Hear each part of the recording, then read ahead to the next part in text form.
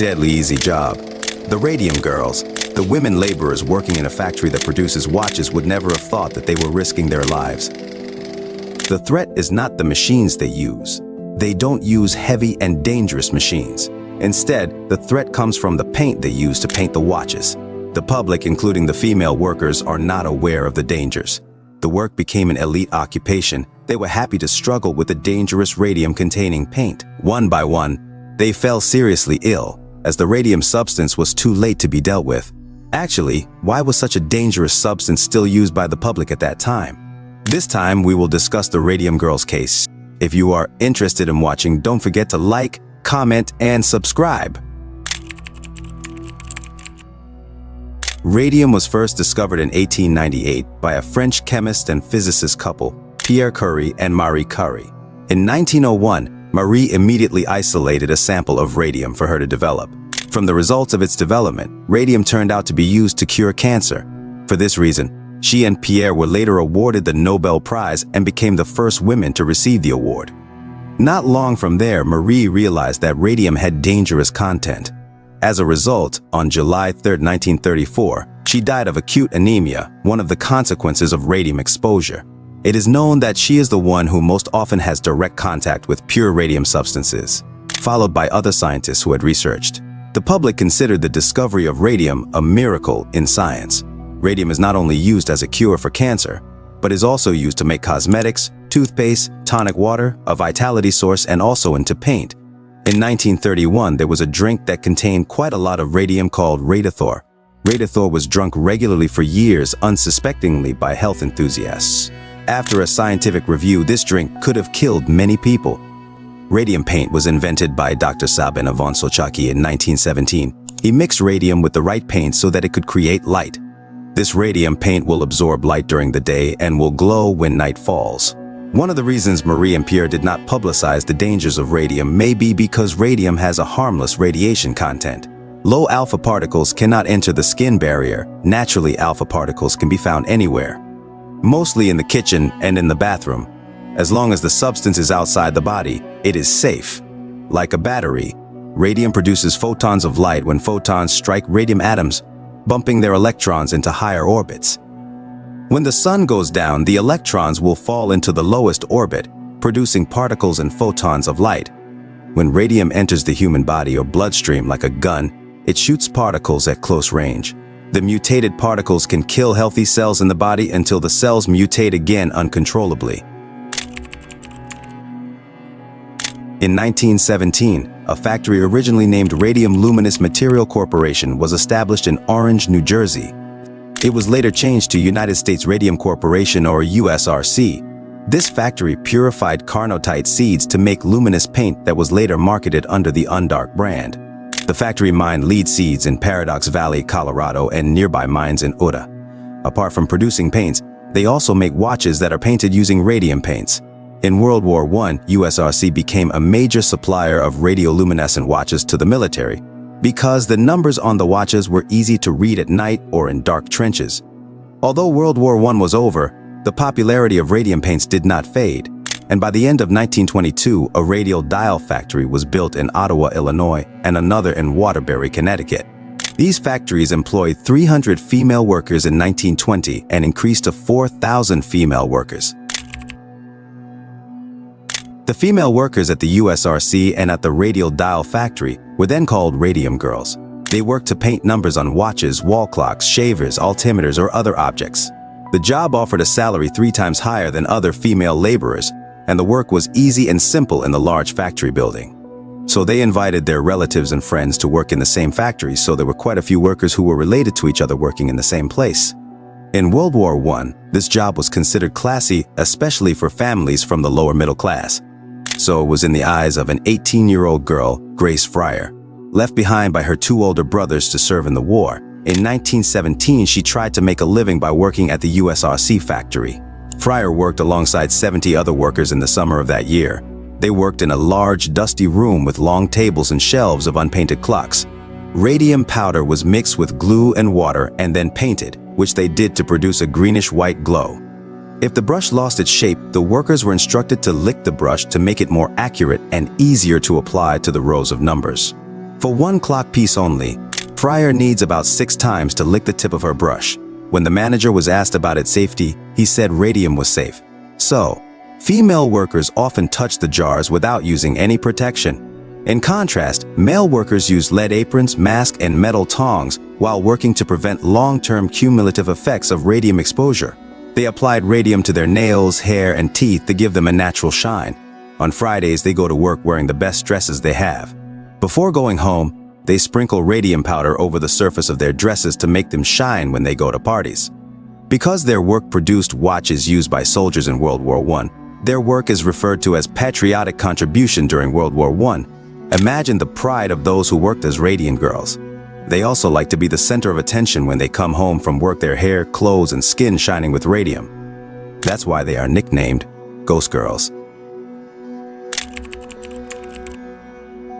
Grace Fryer decided to quit her job at the USRC in 1920 and worked as a bank teller. 2 years later, she developed an acute toothache and developed swelling and abscessing of her jaw. Her teeth began to fall out and her beautiful eyes began to go dim. She went to the doctor, but her doctor could not diagnose what disease Fryer was suffering from. Then the doctor suggested she take an X-ray, which was both shocking and terrifying. It turned out that inside Fryer's mouth and spine indicated very serious bone decay. X-ray machines are known to increase the radiation content in the body. In July 1925, his doctor said that his disease could be caused by his work as a factory worker. In January 1922, Amelia Molly Maggia, who worked at the USRC, went to the dentist suffering from acute toothache. Her doctor, Joseph P. Neff, examined her and recommended that her teeth be removed immediately. A few weeks later, Maggia went back to see Neff because now it was her other tooth that hurt.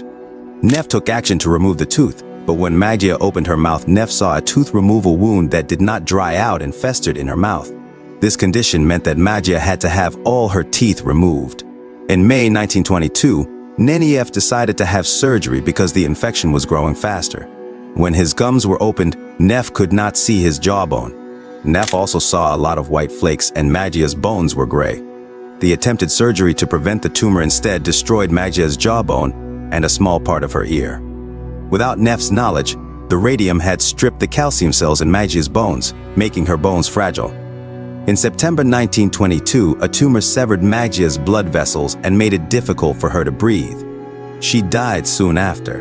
In Maggia's case, Neff thought her illness was caused by exposure to phosphorus, which caused phossy jaw necrosis like that suffered by workers in match factories in the 18th century. Instead, it was the radium paint in his factory. Throughout 1922 to 1924, many women came to the doctor with the same complaints as Maggia or Fryer. Those who worked as radium girls consumed radium almost every day for years. The radium substance entered the mouth through the gums until it reached the blood circulation in the body, resulting in acute anemia, severe hair loss, headaches, and necrosis of the jaw, which later became known as radium jaw.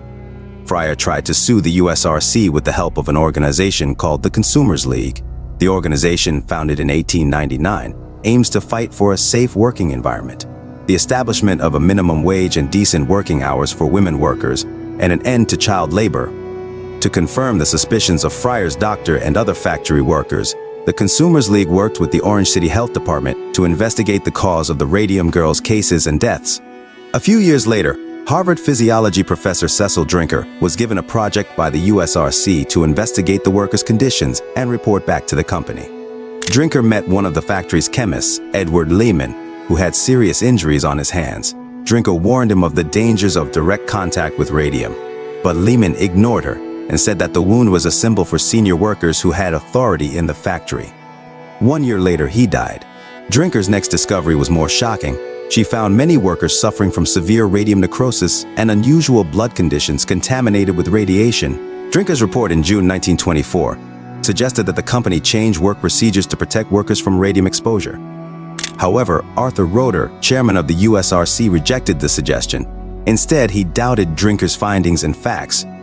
Roeder also prevented Drinker from publishing her report on radium penalties and forced her to agree to maintain company privacy. If Drinker persisted, the USRC would take her to court. News of Drinker's report against Roeder reached the Consumers League. Consumers League New Jersey leader Catherine Wiley met with Roeder to discuss workers' compensation. Again, Roeder refused. believing that Fryer's condition and other factory workers had nothing to do with radium. They could have been poisoned with phosphorus, syphilis, or thrush.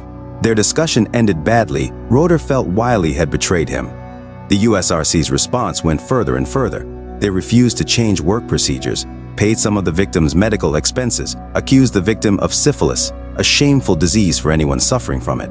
That's what Alice Hamilton, Drinker's partner at the USRC, wrote to Drinker in April 1925. Hamilton did not want Drinker to be affected by the USRC's indifference.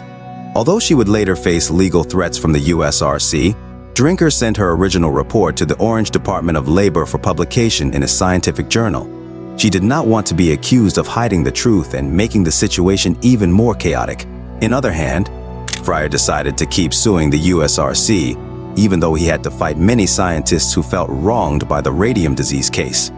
For 2 years, Fryer struggled to find a lawyer willing to defend him in court, until May 18, 1927, a young lawyer from Newark, Raymond Berry, took up Fryer's case with 4 other female suits, namely Kathleen Schaub and her sister, Quinta MacDonald, Edna Hussman, and Albina Larice. Berry's first obstacle in this case was the application of New Jersey's 2-year statute of limitations. The time limit should have been imposed from the time the former workers realized the source of their illnesses, not from the time they stopped working at the USRC.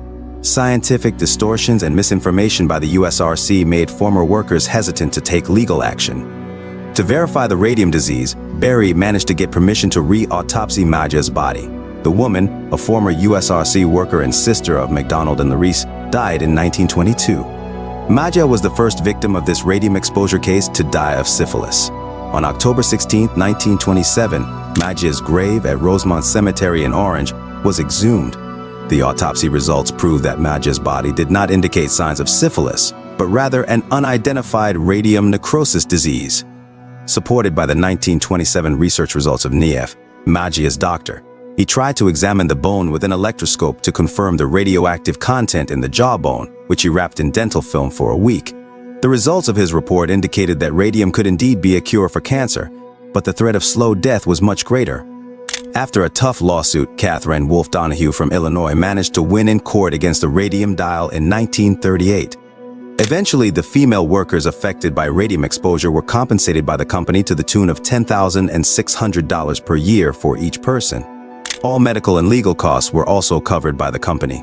The last radium girl was Mabel Williams from Olympia, who died at the age of 104 on July 23, 2015,